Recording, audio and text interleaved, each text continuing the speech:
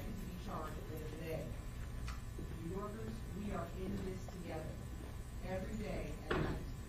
And I want to thank the public for the information they have provided to assist in this investigation. Chief of Detective James Essex will now provide some details about this investigation that led to the subject for us. Chief, just hang on a second. We're just going to fix the sound. There we go. Thank you, Commissioner. So on Wednesday, April 5th at 3:20 p.m. in front of 9023 161st Street, a police officer was shot in the leg after a brief foot pursuit which stemmed from a dispute over a seat on an MTA bus. The perpetrator fled into a nearby parking garage where he removed his black jacket, orange sweatshirt, and a black mask. He was last seen on video at 161st Street and Hillside Avenue wearing a white T-shirt and black pants.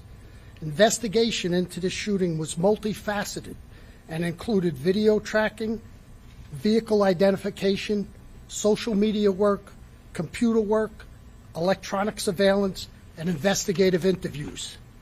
After the incident, video tracks the shooter to the parking garage and then to 161st Street and Hillside Avenue.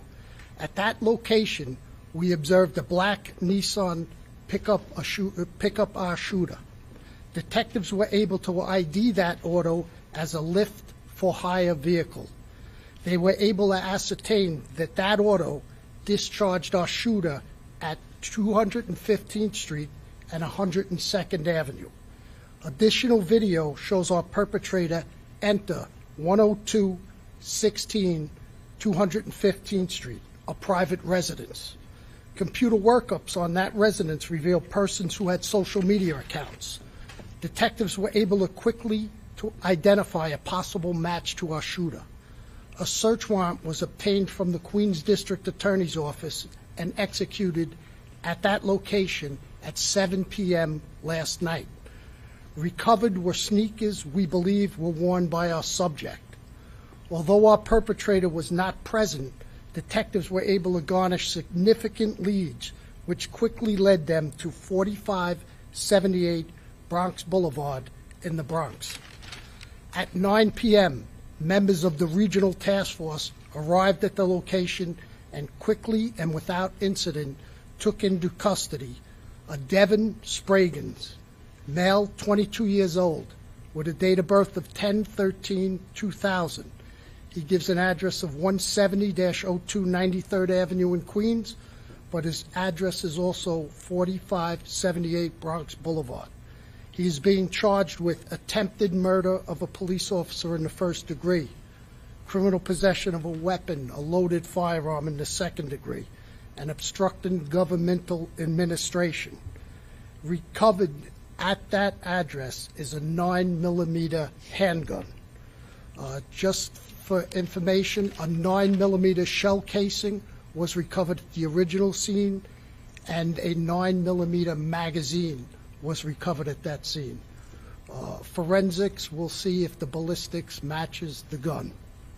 I just want to thank everybody involved, particularly with me up here today is Chief Mike Kletzel from the Fugitive Enforcement Division, the Regional Task Force, Lieutenant Steve Farber from the 103 Precinct Detective Squad who chaired this investigation, the 103rd Detective Squad, Queens South Homicide, the Gun Violence Suppression Division, our social media research team, and our Force Investigation Unit with Inspector Anthony Marino.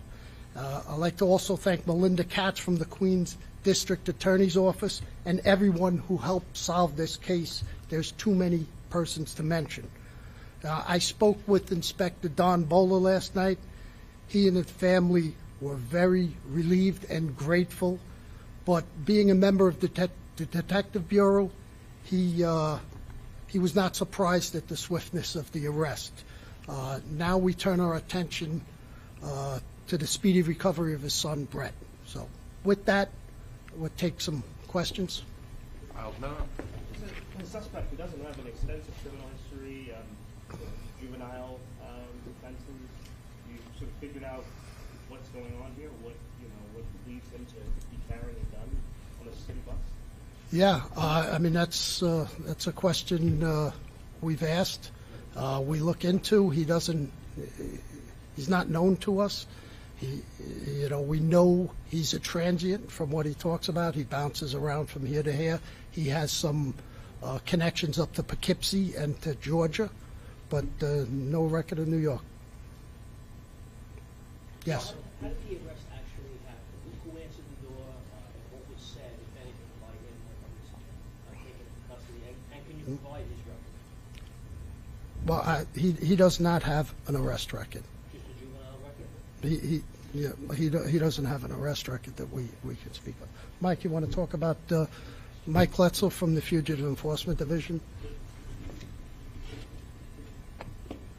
So when we went up to the address up in the Bronx, the Marshal's Task Force and my NYPD detectives took charge of the scene. We gave him verbal commands, ordered him out of the house.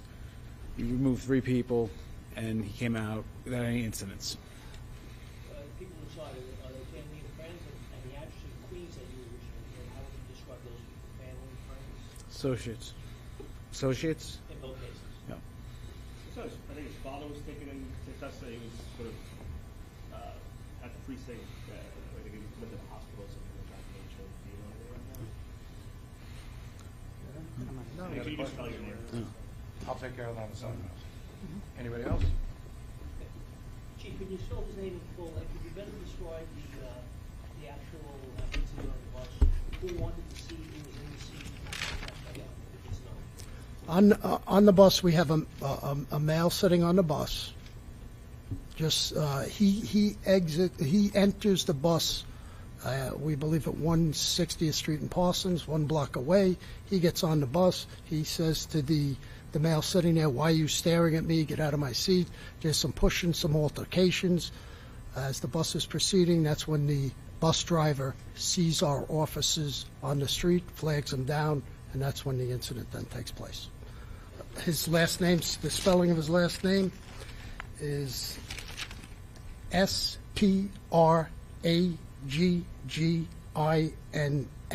Devin, Devin is his first name. You heard that possibly the other man that you guys were arguing on the bus was in custody. Can you talk about that, or was he just let go? That was just an interview as a witness to what was going on. Chief, why is he transient? Did he leave upstate to try to make it big here, or was he bouncing around from job to job in the sense of that?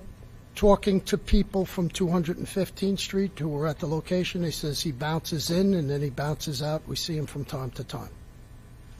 Last one?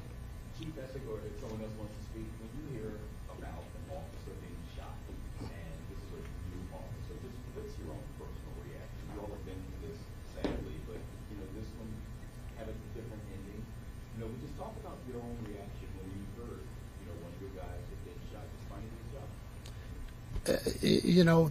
Probably the most difficult and tension, your adrenaline just rushes, and the anxiety when you hear police officer shot, any police officer shot, and especially a new rookie police officer, someone who father I've worked with for 15 years, knowing his son was out there doing the job and getting shot.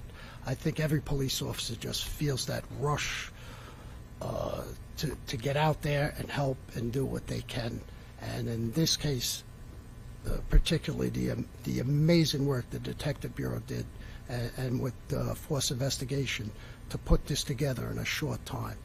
But it's very difficult to describe an incident where you hear officer shot, and there's just so many emotions that go through you when that happens.